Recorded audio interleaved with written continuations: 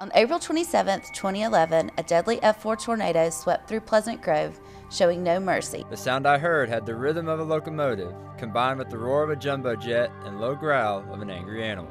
I was praying and crying at the same time. I was pulled along the ground and remember digging my fingers into the grass and roots popping as I tried to stop from being pulled in the storm. We kept hearing the announcer say over and over again, total destruction in Pleasant Grove. No houses left standing.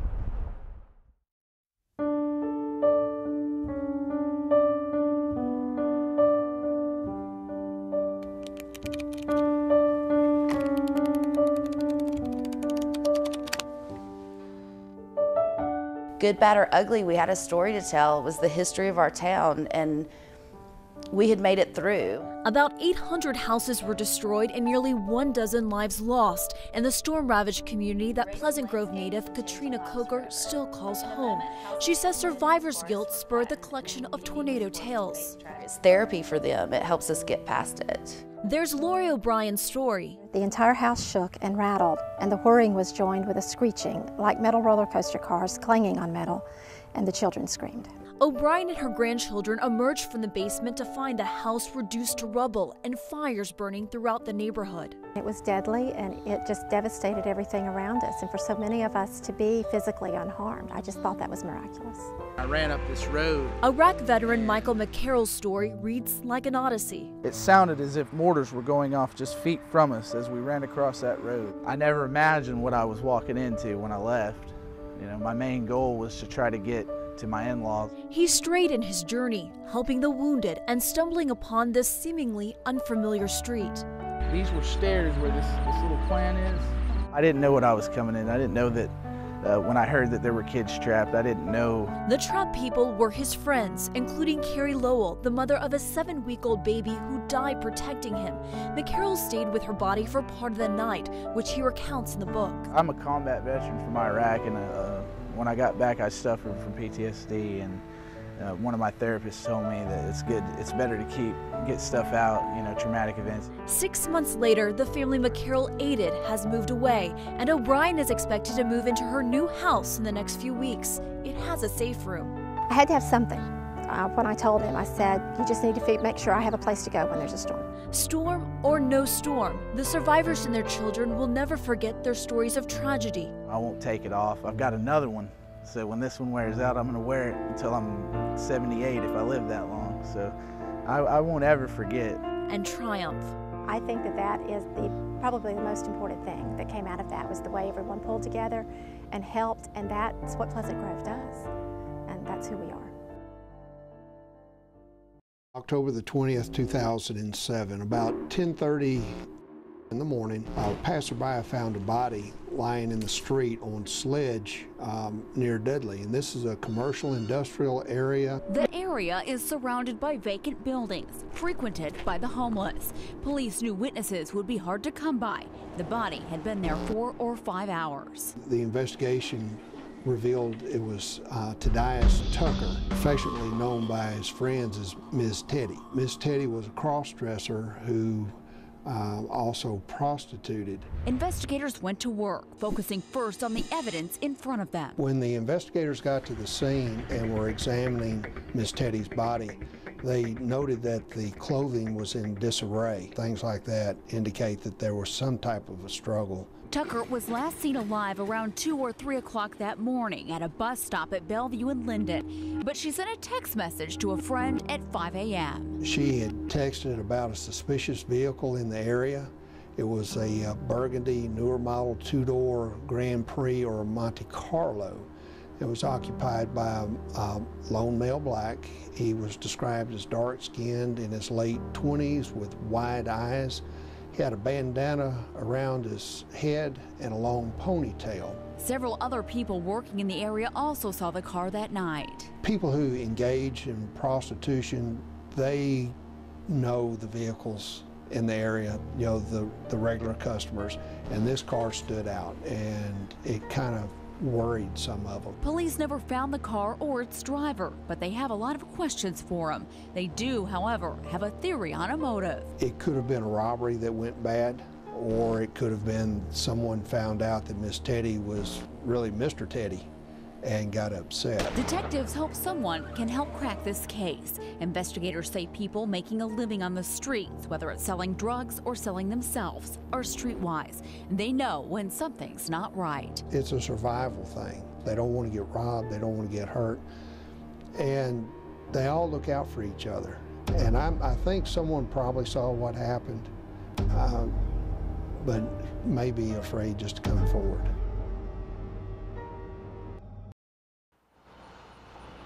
April 27th, 2011, the day that changed Hackleburg forever. It was a little after 3 in the afternoon when the town's quiet life turned into anything but. There were moments of terror. It's kind of opened our eyes, and that's just not supposed to, you're not supposed to do that. I don't want to go through it again. Went in the cellar that morning. Bertie May and Sonny Williams remember every part. No, I don't want to go through it again. If I do, I want to go with it. Yeah, it's just a little flea market. Although they came out okay, their house and business were blown away. It's just hard coming back, losing what you had. You'll never get it back. It's said that in this small town, everybody knows somebody who lost a life that day. 18 died, and if Ryan Hollingsworth had not have had a feeling, On the edge of the storm as you look, that number could have been a lot more. the water tower, this was all, just all neighborhood. The superintendent called off school that would have been held here. And it was looking like the worst case was going to happen, so we made a decision about 5:25 that we were not going to go that day, and not knowing anything like this certainly would happen. But it did, the EF5 destroying nearly everything in its path. This was one of the only businesses left standing after the tornado wiped out close to 200 businesses and houses. But now, real signs of rebuilding. The mayor says that this behind me, it's going to be a brand new police station. Behind it, brand new houses. Signs of progress that the mayor says Hackleburg will build back bigger and better. It's like a good football team. You can't have a quarterback if you ain't got somebody blocking for him. Everybody has got to work together. And thank the good Lord, everybody has.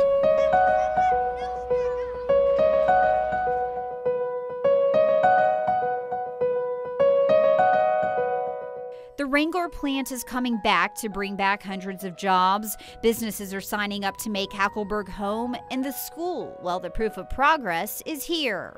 So seeing all this getting torn down, it's just another step that we know good things are going to come from it. And so we're excited about it, actually. It'll be 2013 before students move in. For now, they're housed here, temporary classrooms next to an empty lot full of many memories. And the Williams, well, they've already started putting their pieces back together too. A manufactured house stands where their home once stood. It's been rough. But it's gonna get better. Signs of progress in this tornado-torn town. In Hackleburg, Haley Westbrook, ABC 3340.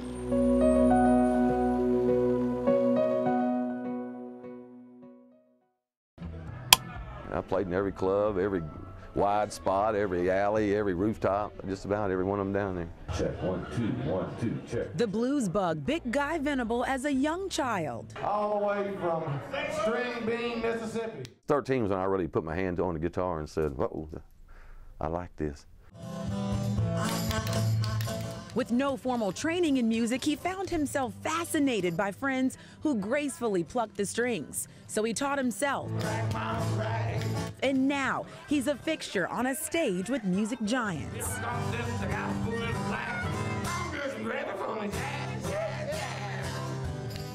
To play on Beale Street, which is the home of the blues, is major blessing for me. It makes me feel good about myself. It makes me feel like I'm part of something. You know, I might just be a thread in the quilt, but at least I'm in the quilt with some big time guys.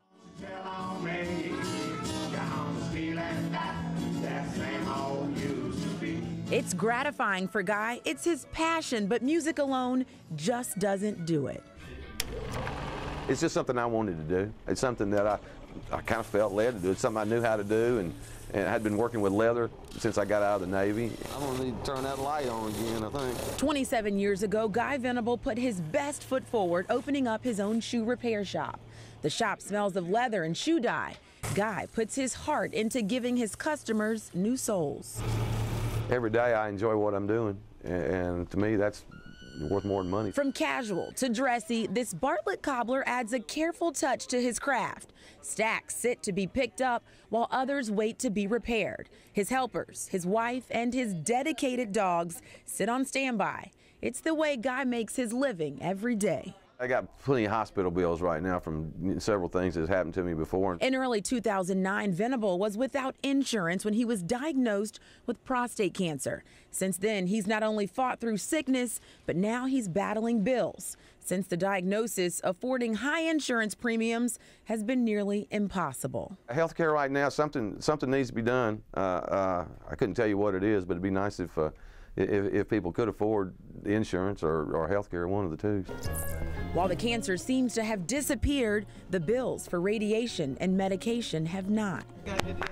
Oh yeah, it's almost done. It seems like you're working just to pay the bills, you know, that you're behind on, and it's just hard. And life gets harder. Just when doctors declared him cancer-free, another health setback. It's kind of like looking through a dirty window or something. It's the best I can describe it. Guy didn't think much of it until his vision started getting worse fast. Couldn't see street signs, especially at night. Doctors thought glasses would do the trick. They were wrong. His quality of life was quickly diminishing. Then doctors made a surprising discovery: cataracts in both eyes. That would require surgery, and his insurance required several $1,000s toward his deductible. I could have possibly had it done, but it wouldn't have been any time soon. You know, we were going to have to save up some money. Then a surprise Venable calls a blessing. There's still good people and good foundations left in this world, and I'm here to tell that. A friend put Guy in touch with doctors at the Surgical Eye Care Foundation, a new nonprofit raising money to improve eyesight for those less fortunate or with no access to care.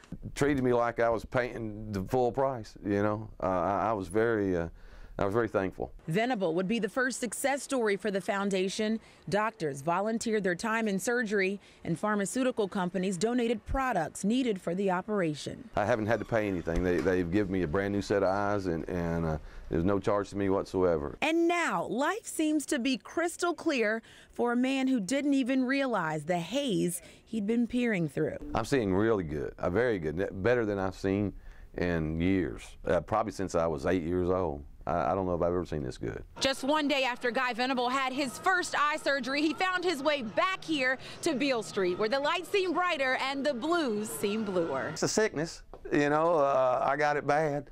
It's kind of like a drug. I'm lucky in life in that two things I know how to do and enjoy doing, I get to make a living with them. While the wheels turn on business. Gotta have something. Yeah, it greases the wheels. You don't want to just, you know, do it dry or anything. He cranks up the Sirius satellite radio to the blues, usually. Well, we argue over whether we're going to listen to country music or blues or... I like it all, though. These shoes work for me.